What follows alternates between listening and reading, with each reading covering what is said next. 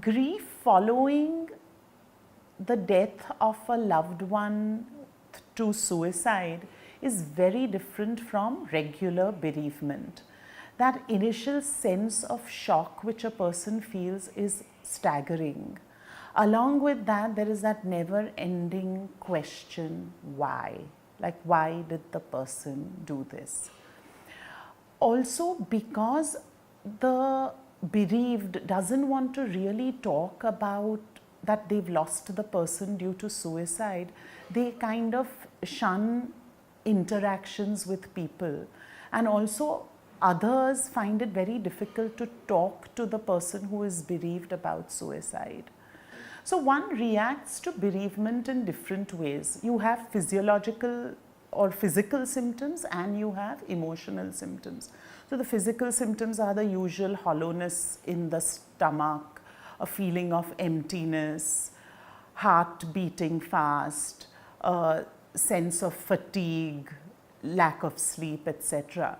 The emotional reactions are varied, right from initial denial to anger at themselves, anger at the person who has decided to end his life. Then along with anger, sometimes there is also a sense of relief. The relief comes especially in cases where there's mental illness in the family, where the person who has committed suicide has had a mental illness. Then there are feelings of sadness and depression, that I could have done something to help this person. Anxiety about how will I manage on my own. Then there is also guilt.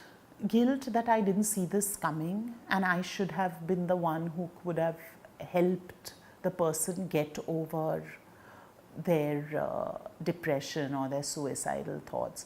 It's only after a long period of the whole grief mourning process that the person realizes that this is not due to that one event, and it was a series of events which led the person to commit suicide. Then there is shame. What shame does is it makes us stop reaching out to people. It makes us go within ourselves, and that adds to our isolation.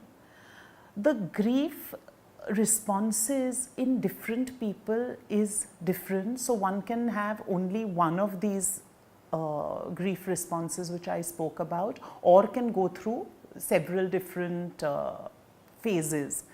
Also, what happens is that in families, everyone is in different stages of grief in a family. So if one person is depressed and one person has reached the acceptance phase, the one who is depressed feels that the one who's reached the acceptance phase has moved on and is not grieving for the deceased person.